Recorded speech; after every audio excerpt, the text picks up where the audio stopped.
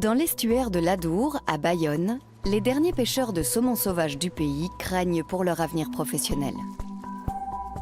Si ce métier devait s'arrêter, ça serait vraiment, vraiment une pêche traditionnelle qui s'arrêterait. En amont du fleuve, on rêve de redynamiser la région grâce au tourisme de la pêche sportive.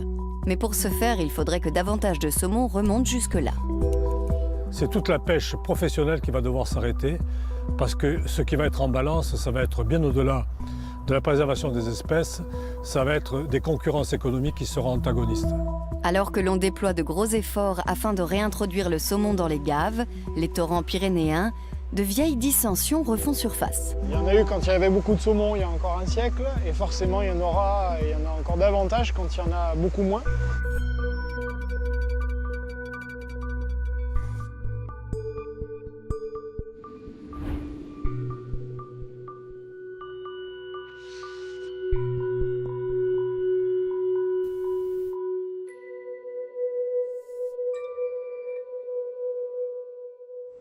Les gaves des Pyrénées sont l'un des derniers endroits où subsistent des saumons sauvages dans le sud de l'Europe. Si le roi des poissons remonte encore ses cours d'eau, c'est grâce à de nombreux protecteurs, parmi lesquels Guillaume Barranco, de l'association environnementale Migradour. Aujourd'hui, ses collègues et lui se rendent sur les bords d'un affluent de l'Adour, dans lequel le saumon était considéré comme disparu. Et il fallait bien à un moment réintroduire l'espèce pour relancer une dynamique. Et c'est pour ça que l'on fait cette opération chaque année. L'objectif, c'est de déverser 500 000 alevins chaque année sur le gave de Pau. Ces alevins vont devoir repeupler le gave de Pau, l'un des plus gros torrents des Pyrénées.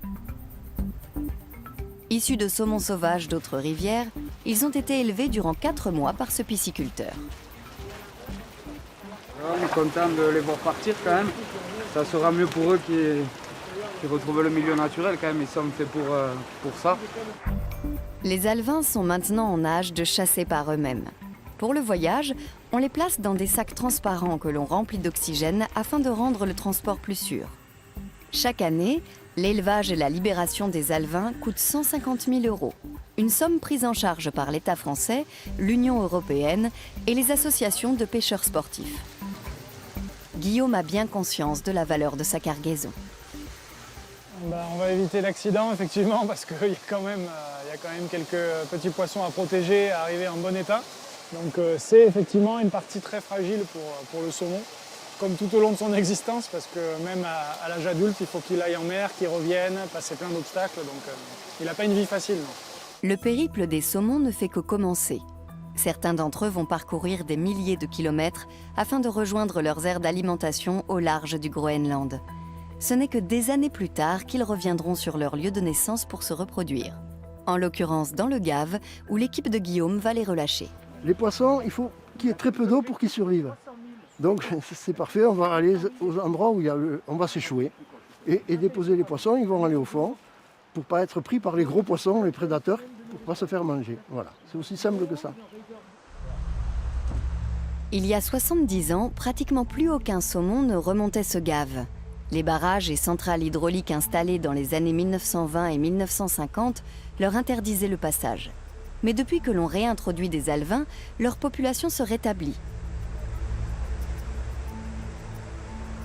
On introduit ces poissons-là et on espère qu'ils vont pouvoir revenir en pleine forme adultes. Donc pour nous, c'est un aboutissement, mais pour eux, c'est que le début. Les jeunes saumons vont passer 1 à 2 ans dans le lit du cours d'eau jusqu'à être suffisamment grands pour entamer le périlleux voyage qui les mènera à l'océan. Rock'n'roll. Droit devant. Un grand panoramique.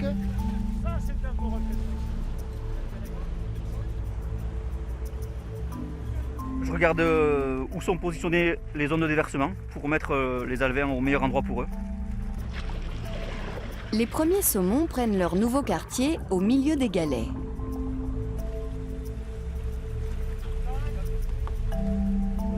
Le niveau de l'eau est encore très bas.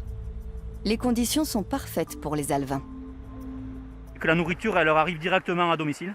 Donc ils ont juste à sortir de derrière leurs cailloux pour venir manger ce qui passe.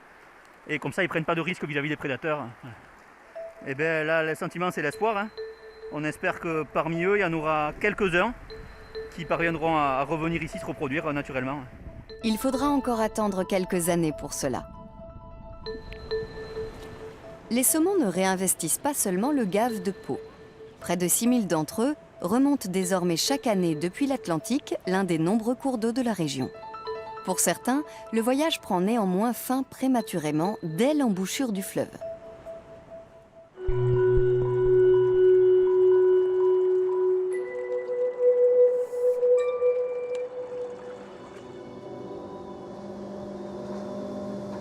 Sitôt la marée descendante, Jean-Yves se rend dans l'estuaire de l'Adour, à Bayonne.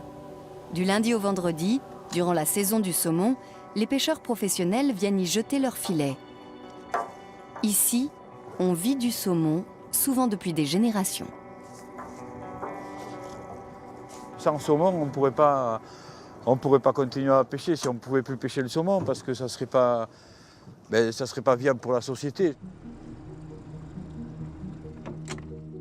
Il passe entre 8 et 10 mètres parce que le filet il s'arrête là. Tu vois ce trait là, c'est le filet. Les pêcheurs professionnels sont accusés d'entraver les gros efforts déployés pour la réintroduction du saumon. Mais ils considèrent que le regain de population de saumon ces dernières années rend possible une pêche professionnelle durable. On est quand même des marins qui faisons ce qu'on appelle le petit métier. On n'est pas là pour s'enrichir, on est là pour gagner notre vie. Attends une seconde, parce que là je crois qu'il y a quelque chose. Première grosse prise après un début de saison difficile. Waouh!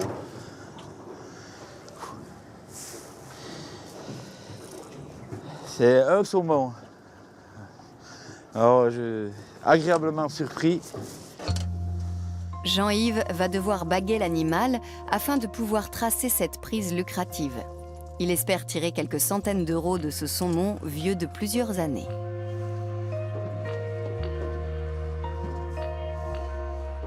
Je pense que ça c'est un poisson que je vais vendre entre 50 et 60 euros le kilo. Et je pense que c'est un poisson qui doit faire dans les 5,5 kg, 6 kg à peu près. En règle générale, Jean-Yves déclare pêcher une cinquantaine de saumons par saison. Mais cette année est mauvaise. Ce soir pourtant, ses filets s'agitent à plusieurs reprises. Le pêcheur remonte 2 saumons et une truite. Depuis quelques années, par crainte de la surpêche, des associations critiquent lourdement la pêche au filet. Elles ont même tenté de la faire interdire par voie de justice. Jean-Yves ne comprend pas leur démarche. On a fait notre travail, c'est-à-dire de diminuer la pêche. À chaque fois qu'il y avait un bateau qui partait, on ne renouvelait pas les licences pour baisser justement le nombre de pêcheurs pour pas qu'il y ait une surpêche. De 60, on est passé à 15, je crois, 15 ou 16. Je veux dire que, voilà, après en disant qu'on pêche des milliers de poissons, c'est pas vrai. Ces dernières années, les pêcheurs professionnels déclarent attraper en moyenne environ 1500 saumons par saison. Le saumon sauvage est un produit de choix. À la criée, il est vendu aux enchères aux plus offrants. Jean-Yves espère en obtenir un bon prix du kilo.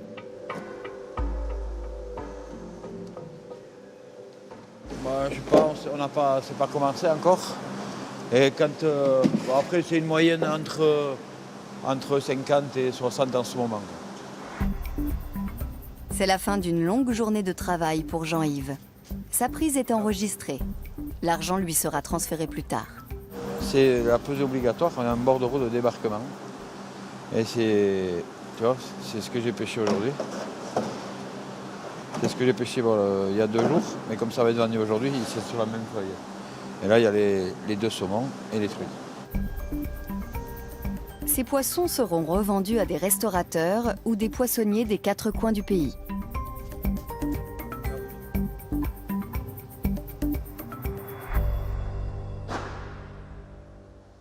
Mais en amont, dans l'arrière-pays, la résistance s'organise. Ici aussi, on veut profiter de ce poisson qui vaut de l'or.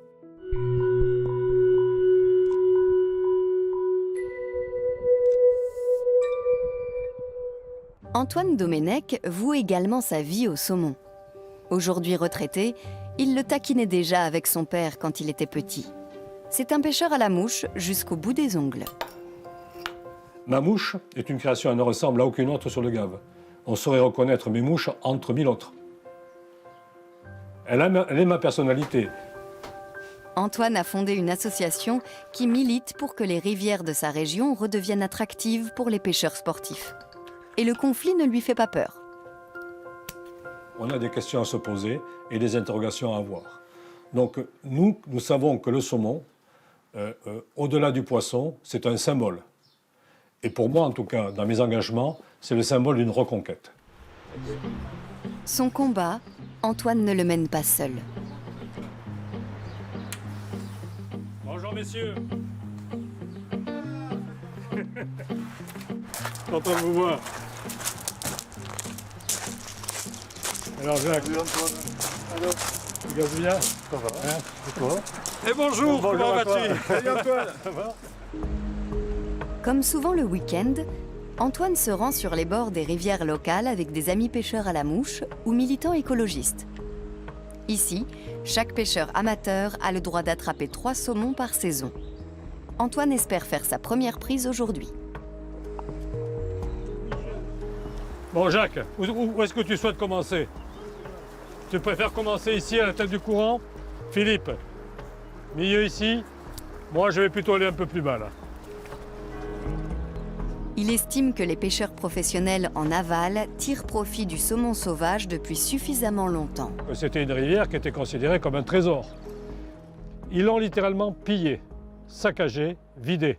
C'est de la cueillette comme ça peut se passer partout quand il n'y a aucune règle. Mais pour Antoine, les pêcheurs professionnels ne sont qu'une facette du problème. C'est l'écosystème dans son ensemble qui serait menacé. Pour les agriculteurs qui pompent l'eau à l'excès, mais aussi pour les eaux usées et les engrais qui finissent dans la rivière. Antoine et ses amis font une découverte inquiétante. C'est vide. C'est vide, tu peux retourner, il n'y a plus rien. Il n'y a plus rien. Dans les années 80, je ramassais de quoi remplir des aquariums. Regarde, là, tu bestioles. n'as plus rien, c'est vide. Et là, C'est fini. stérilisé. C'est un mollusque, hein. C'est un mollusque qui a une forme de littorine. Hein. Voilà. C'est extraordinaire. Quand j'étais gosse, c'est des trucs comme ça, mais il y en avait des milliers sous chaque caillou, quoi. Antoine se bat sur plusieurs fronts. Selon lui, tant que les pêcheurs en aval continueront à lancer leurs filets, le tourisme de la pêche sportive a très peu de chances de se développer ici. Il est convaincu qu'il pourrait certainement constituer une manne économique pour la région. C'est toute la pêche professionnelle qui va devoir s'arrêter parce que ce qui va être en balance, ça va être bien au-delà de la préservation des espèces, ça va être des concurrences économiques qui seront antagonistes. Les politiques le savent, hein. Il faut savoir qu'on avait gagné le combat, puisque on les avait fait condamner devant les tribunaux, et que c'est le préfet et le président de la région qui ont permis à ce qu'ils puissent repêcher. Ça vous dit quand même quelque chose sur l'état de notre pays. D'environnemental, le combat d'Antoine est devenu politique.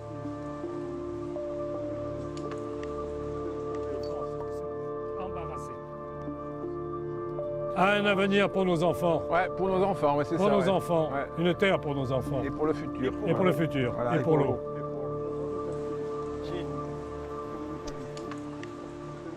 Migradour ne veut pas s'immiscer dans la dispute qui oppose les pêcheurs professionnels aux pêcheurs sportifs.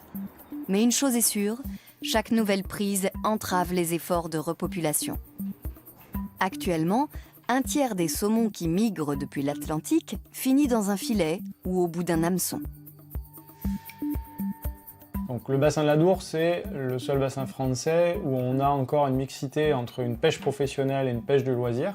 Évidemment que le prélèvement aura un impact et un effet sur ces alevins qui vont remonter.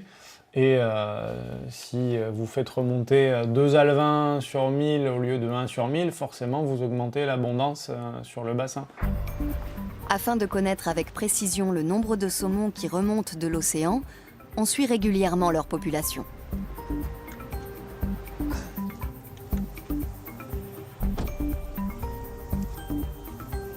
Salut. Ça va? Salut. Allez, on va voir ça. Au niveau du bassin de rétention de la Nive, un autre gave afflue de l'Adour, Manon et Charlie, les 2 employés de l'association de pêche locale, viennent quotidiennement compter les individus qui passent. Le dernier poisson, c'était vendredi dernier. En fait. Samedi dernier. Samedi. La passe à poissons de la centrale hydraulique a été spécialement équipée d'une station de piégeage. Mais aujourd'hui, elle est vide. Eh bien, c'est vide. Rien aujourd'hui. Les centrales hydrauliques sont en grande partie responsables du net recul de la population de saumon.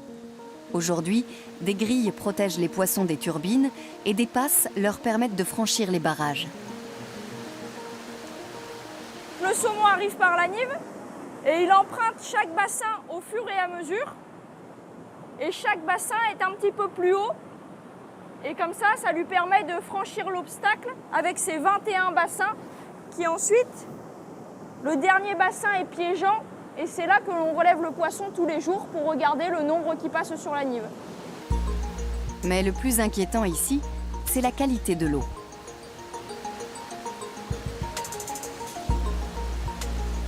On sait que c'est un des facteurs déterminants pour le saumon atlantique parmi tant d'autres.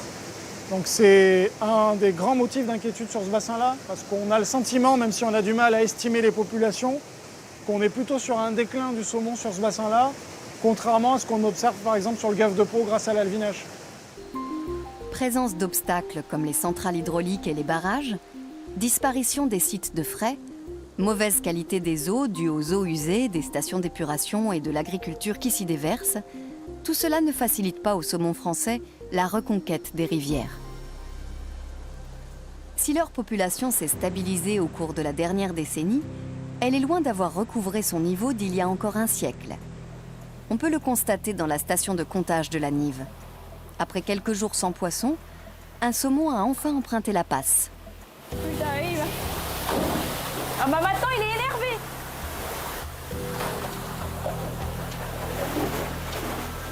La Nive est l'un des rares gaves dans lequel le poisson est mesuré à la main. Manon effectue cette tâche depuis 4 ans et continue de se réjouir de chaque nouveau poisson capturé. On est content parce que c'est le résultat de notre travail de protéger les rivières, etc. Et c'est super de voir des aussi gros poissons, le roi des rivières, dans nos rivières de chez nous. Et là, on peut voir qu'il commence un petit peu à s'endormir parce qu'il se retourne au fur et à mesure. Il se met de côté.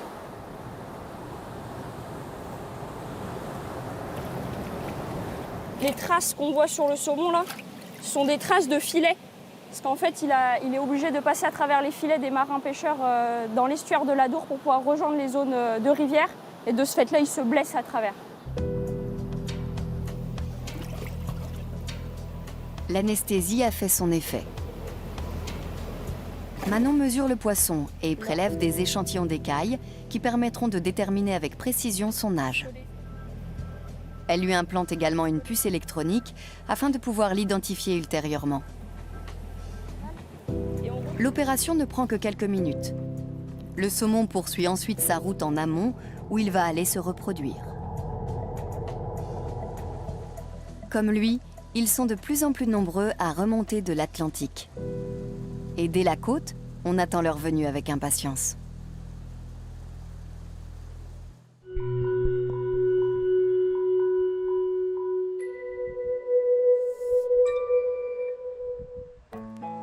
Dans l'entrepôt de sa pêcherie, Mathieu Elissalde se prépare pour sa première saison en tant que pêcheur de saumon.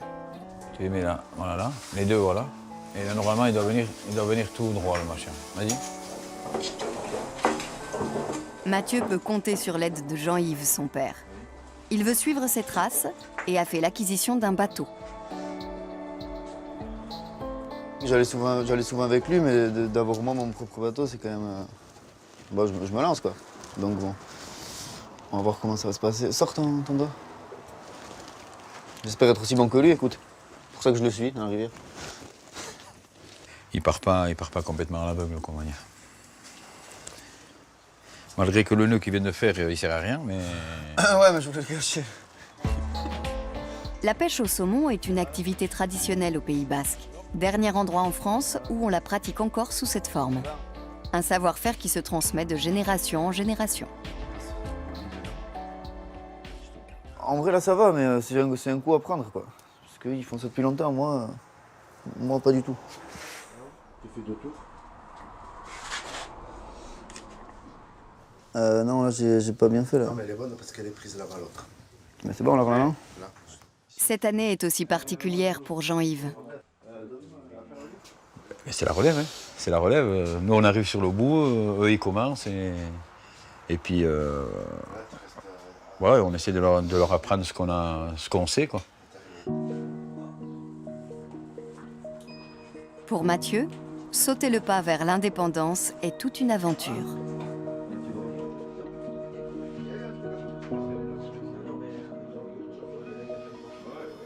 Première fois que j'ai jeté mon filet, ça s'est pas très bien passé. J'ai accroché le fond, mais bon, écoute, maintenant, ça va.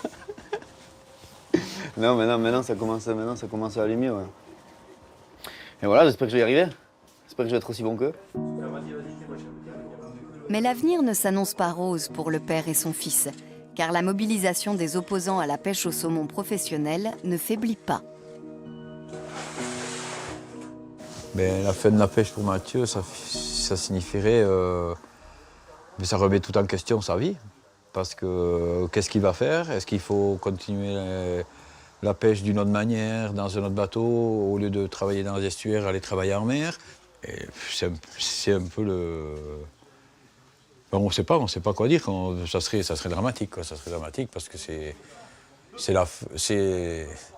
l'espoir d'une vie qui s'arrête immédiatement, quoi, au bout de 6 mois ou de 8 mois de mise en place, on va dire.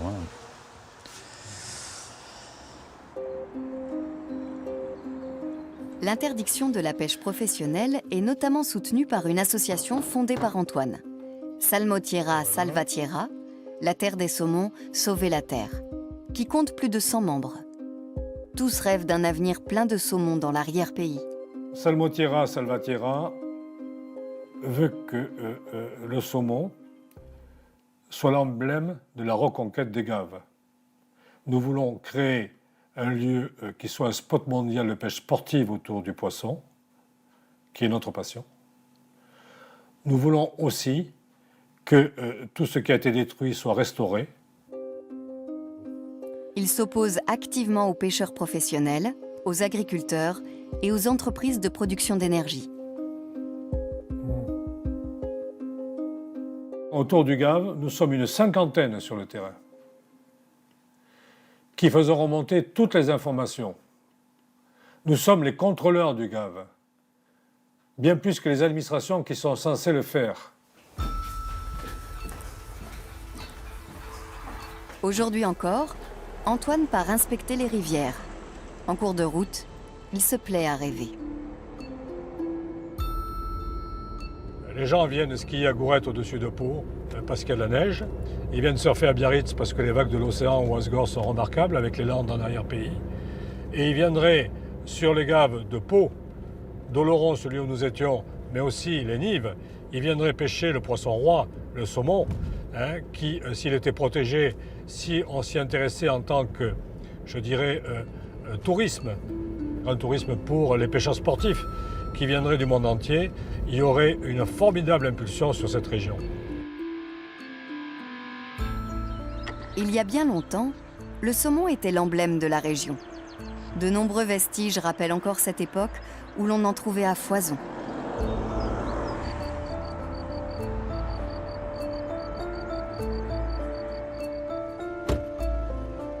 Nous sommes ici devant un des hauts lieux de ce qui fut l'auberge du saumon. Habituellement, elle était pleine et il fallait retenir des mois à l'avance la capacité, la possibilité de s'y installer. Porte sur ses murs la trace de son histoire, de ce qui fut une histoire des gaves avec cet embellique que le saumon apportait en termes économiques. Mais cet âge d'or est révolu. Personne n'a souhaité la reprendre parce que économiquement, c'est à peine viable. Antoine considère que les pêcheurs professionnels en aval ne constituent que la partie émergée du problème. Nous n'avons rien contre ces pêcheurs. Ce sont des hommes qui essaient de vivre et plus ils prennent de poissons, plus ils gagnent d'argent. Par contre, nous sommes vent debout contre les politiques qui l'autorisent. Et les politiques l'autorisent parce que pour eux, c'est dissuasif par rapport à ce que les gaves pourraient devenir en termes de contrôle sur la qualité de l'eau, sur les quantités d'eau prélevées, sur la manière dont l'eau est turbinée, enfin, sur tout un tas de paramètres qui font qu'ils auraient des comptes à rendre et ils ne veulent pas en rendre compte. Nous sommes des lanceurs d'alerte sur l'eau, ils n'en veulent pas de ça. Il est convaincu que le développement du tourisme de la pêche sportive ferait éclater de nombreux scandales.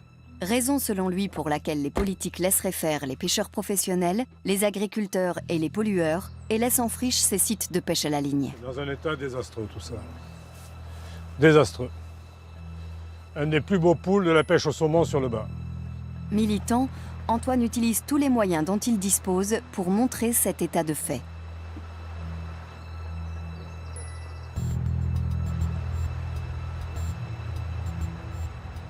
Il ne suffit pas d'écrire pour témoigner, il faut filmer. Et là, ça marque beaucoup plus les esprits. En plus, de plus en plus, ça sert comme élément de preuve quand nous allons devant les tribunaux et que nous contestons telle ou telle situation. Un procès a justement lieu le lendemain au tribunal administratif de Pau. En janvier, 15 associations ont déposé un recours collectif contre l'arrêté de pêche annuel pour 2021 qui autorise la pêche aux engins et filets dans l'estuaire de l'Adour. Elles espèrent qu'il sera invalidé avant la date de fermeture de la pêche au saumon. On a dormi quelques heures en 2 jours. On n'a pas mangé, pas bu. Je suis assoiffé, je suis crevé. L'avocate est morte de trouille parce qu'on a vraiment travaillé énormément pour essayer de bosser ses mémoires en réponse et d'en tirer le maximum. En raison de la crise sanitaire, tous les plaignants ne peuvent pas entrer dans la salle d'audience. À l'extérieur, on attend le verdict avec fébrilité. L'antenne locale de France 3 est sur place pour couvrir l'événement. Le tribunal décide finalement qu'il lui faut plus de temps. Le procès est donc ajourné, ce qui ne fait que renforcer la détermination d'Antoine. Il y a FR3, il y a des journalistes, nous témoignons. Bien entendu, le combat ne s'arrêtera pas là, notre action ne s'arrêtera pas là, mais chaque jour qui passe, nous les sentons de plus en plus embarrassés. Cette situation n'est pas tenable à terme pour eux et nous, on ne lâchera rien. Voilà.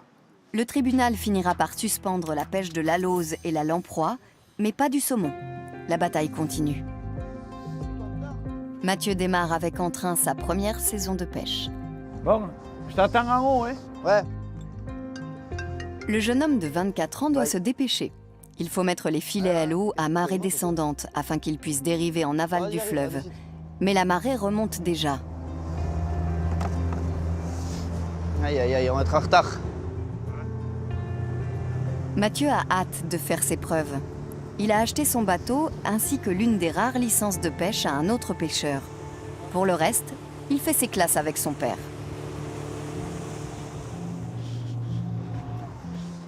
Il faut jeter le ballon, il faut toujours qu'il y ait un tiers de la rivière, ouverte en fait.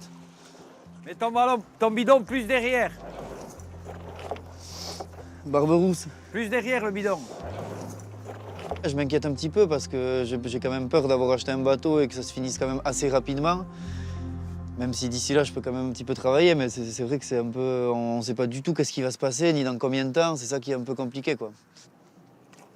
Qu'est-ce qui s'est passé là? Mais là, on vient de jeter le filet. Là, je le tends un petit peu pour qu'il se remette droit.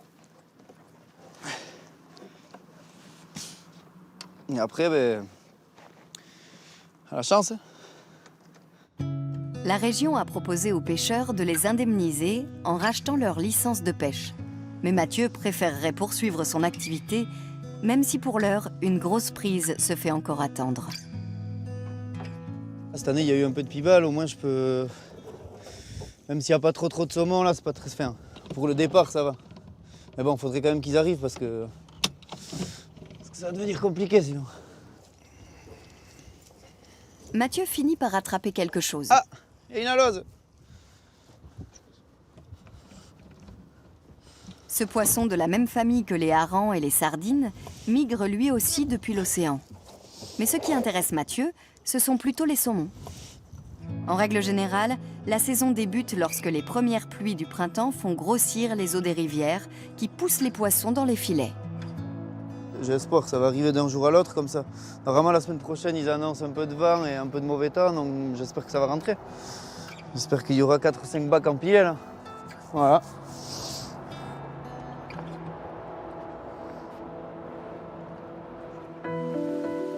Pendant ce temps, dans les stations de comptage des contreforts pyrénéens, on continue d'essayer d'estimer la population de saumon. Guillaume rend visite à son collègue Yannick, qui étudie depuis des années le retour des saumons pour le compte de Migradour. Bonjour Yannick. Bonjour Guillaume. Ça va? Ça va et toi? Oui, très bien. Bon, quoi de neuf? On y va? Allez. De nombreuses centrales hydrauliques ont été équipées de systèmes de vidéocomptage. Les chercheurs peuvent filmer les poissons à travers des ouvertures spéciales et analyser les images par ordinateur. Mais au printemps, la station n'avait enregistré que très peu de passages de saumon.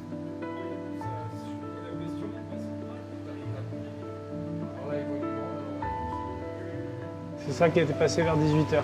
Okay. 18h04. Guillaume ne pourra dresser un véritable bilan qu'en fin d'année. Malgré la lente augmentation de la population de saumon, l'état des stocks de ce poisson très prisé reste préoccupant. Entre protection des espèces et intérêt économique, la question de l'avenir des saumons sera politique. La question c'est quel objectif on se fixe? Est-ce qu'on veut finalement une stabilité des effectifs et maximiser la pêche? Et finalement, on peut continuer comme ça encore quelques années en étant tel qu'on est là?